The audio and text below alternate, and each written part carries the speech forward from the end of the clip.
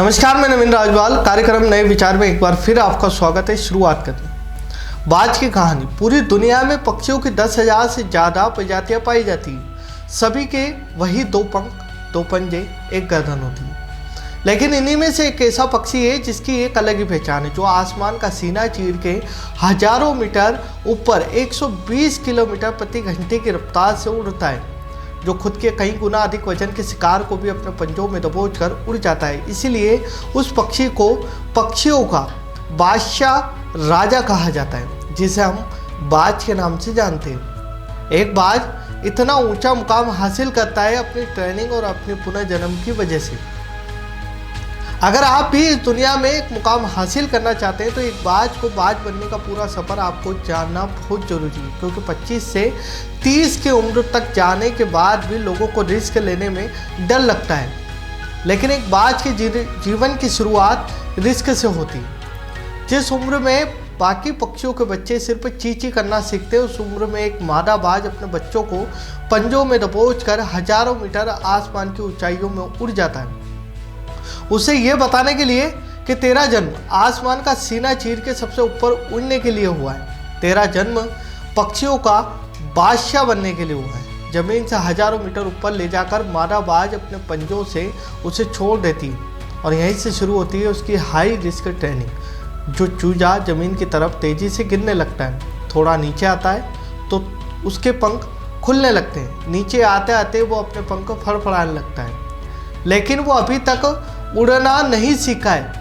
वो ज़मीन से कुछ ही ऊपर होता है। ऐसा लगता है कि कुछ ही सेकंड में उसका जीवन समाप्त हो जाएगा, लेकिन अचानक एक पंजा उसे अपने गिरफ्त में लेता है और वापस आसमान में उड़ जाता है। वो पंजा होता है उसकी माँ का, जो उसके पीछे उड़ रही होती है। उसकी ये ट्रेनिंग तब तक चलती रहती है जब तक वो उड़ना नहीं सीख जाता।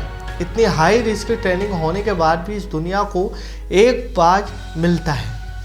बारिश के वक्त जब सारे पक्षी आश्रय की तलाश करते हैं, तब यही बाज उसी बारिश में आसमान को चीरते हुए ऊपर निकल जाता है और बादल से कहता है, तू बरस ले, कितना बरसेगा। फिर नीचे आकर चैलेंज करता है। एक बाज की उम्र लगभग 70 साल होती है। जब तक वो 40 साल का होता है, तब तक एक परेशानी उसकी ज़िंदगी में मौत बनकर आती है, जो आपकी परेशानियों की तुलना में बहुत बड़ी होती है, क्योंकि 40 साल की उम्र में बाज की चोंच इतनी मुड़ जाती है कि उसे शिकार निगलने में बहुत परेशानी होती है। उसके पंख भारी हो जाते हैं, छाती से चिपकने लगते हैं, जिससे उड़ना बहुत मुश्किल हो जाता है। उसके पंजे लंबे और लचीले हो जाते हैं, जिससे वो शिकार को सही से नहीं पकड़ पाता। अब उस बाज के बाद सिर्फ 3 रास्ते होते हैं। पहला रास्ता, वो अपने शरीर का त्याग कर सकता है। दूसरा, गिद्ध की तरह छोड़े गए भोजन पे निर्भर हो। और आखिरी और महत्वपूर्ण रास्ता, सबसे कठिन और पीड़ादायक रास्ता, अपने आप को पुनः स्थापित कर फिर से आसमान का सीना चीरकर उड़ने का। और इसी तीसरे रास्ते को बाज चुनता है और अपने पास के सबसे ऊंची चोटी पे पहुंच जाता है। वहाँ अपना घोंसला बनाता है और फिर शुरू होता है परेशानियों को जड़ से उखाड़ कर आसमान में उड़ने का सफर। वह अपनी चोंच को एक चट्टान पर मार कर तोड़ देता है, लहूलुहान हो जाता है, इंतजार करता है नई चोंच के आने का।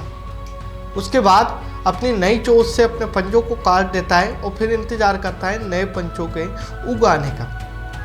उसके बाद वह अपने एक एक पंख को अपने शरीर से अलग करता है और फिर इंतजार करता है नए पंख उगाने का। इस प्रक्रिया में उसे समय लगता है पूरे 5 महीने की। इस 5 महीनों की कड़ी तपस्या से एक बाज का पुनर्जन्म होता है, तो फिर से तैयार हो जाता है आसमान का सीना चीरकर उड़ने के लिए। जो 3 रास्ते बाज के पास थे, वही 3 रास्ते आपके पास होते हैं। लेकिन कुछ लोग पहले रास्ते को चुनते हैं और परेशानियों के तले दबकर सुसाइड कर लेते हैं। ज़्यादातर लोग दूसरे रास्ते को चुनते हैं। वो परेशानियों का बोझ पड़ते ही अपने लक्ष्य को छोड़कर एक नॉर्मल लाइफ जीने लगते हैं। और कुछ वो लोग भी होते हैं जो इस परेशानियों को लात मारकर अपनी मेहनत के दम पर बाज की तरह आसमान की बुलंदियों को छूते हैं। दोस्तों, बाज की ट्रेनिंग हमें बहुत कुछ सिखाती कि अगर रिस्क लेना पड़े तो लो। अपने फील्ड में अपने आप को इतना ट्रेंड कर लो कि उस फील्ड में आपसे ऊपर उड़ने के बारे में सोच कर लोगों के पसीने छूट जाए, तभी आप अपने फील्ड के बादशाह कहलाओ। धन्यवाद।